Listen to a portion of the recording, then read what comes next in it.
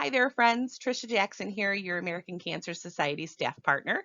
I am just looking to walk you through a couple of steps that I want you to know about using the American Cancer Society fundraising app. You guys, this has been a lifesaver for so many volunteers. And if you have a smartphone and you don't have the app already put on it, I encourage you, please do. That's what it's called, the American Cancer Society fundraising app. If you're not sure where to go to find it, maybe hook up with a teenager and they can show you how to do it. But once you get it, it is so flawless and so easy to use. And you can use it on any fundraising platform that you use with the American Cancer Society.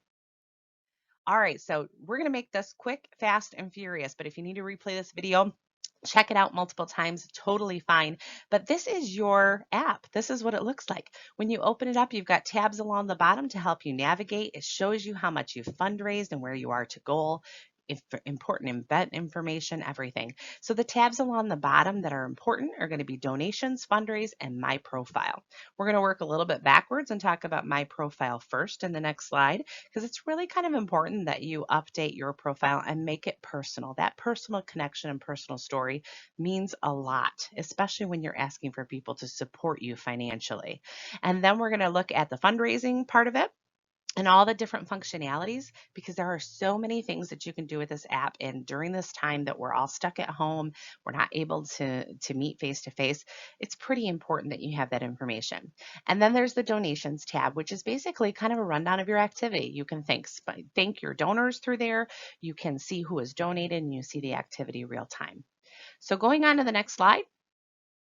This is the profile. And just like with your profile on the American Cancer Society website, this follows the same exact path. So if you've updated your profile online, chances are you're going to see it that way in the app as well. But you can add a picture, you can change it periodically if it makes sense to do that. That way, anytime you post from this or ask for donations, your personal story is connected with it.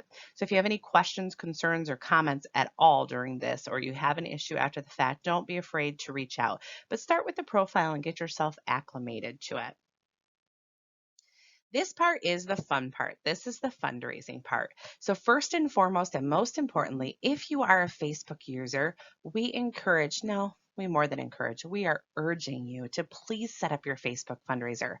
I cannot boast enough at how cool this feature is. Nancy Goodyear up in Grayling, one of the volunteers that works with Northern Lights of Hope, produced a video for us because she was so just like floored that you could do this. She posted her fundraiser to Facebook, and this is how you want to do it, by the way. Don't be going to Facebook and setting it up that way, because if you do it that way, the funds will not filter to your relay. You want to go through the app or through the website. But she set it up, and I kid you not, within 10 minutes, she made $250.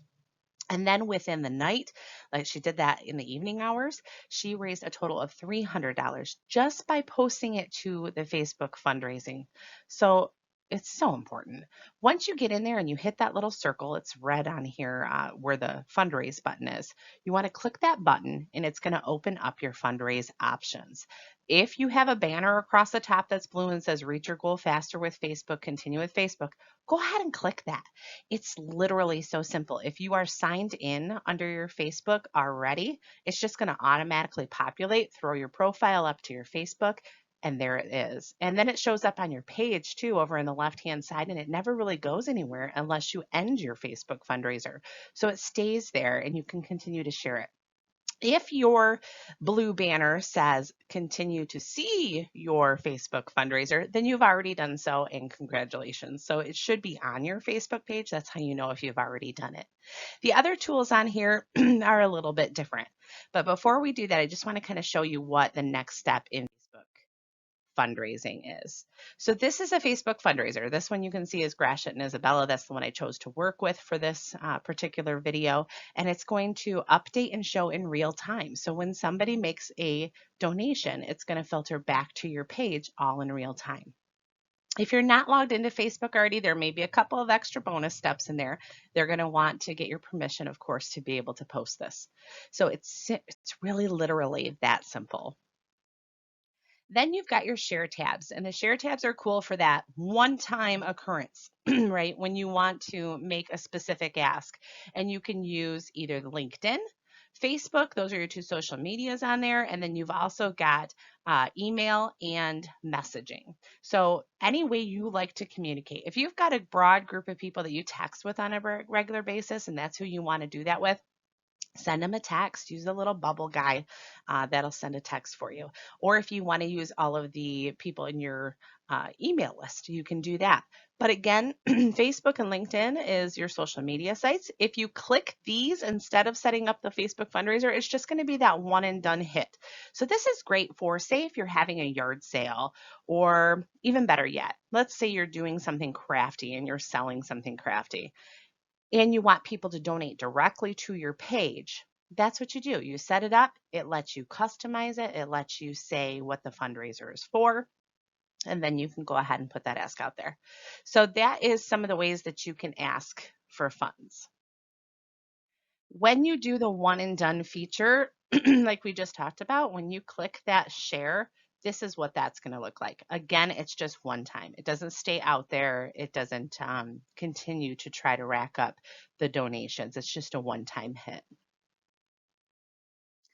Now let's move on to accepting donations. So you can accept donations a number of ways here. You can accept them, of course, with credit card and check. So if you have cash that you're waiting to turn in, but no face-to-face interaction, and you're capable of turning that into a money order or a cashier's check or a personal check, you can process your donations and have them hit your account nearly immediately. Some of the larger donations do take up to 24 hours, but usually it's immediately. So you can process a credit card and check safely. You don't have to worry about any information being stored in your phone or on the app, and it's safe for your donor, just like using a banking app.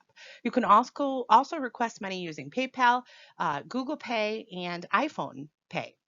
So if you have somebody that just uses their iPhone to pay for things and they want to be able to do that, we can hook them up with that.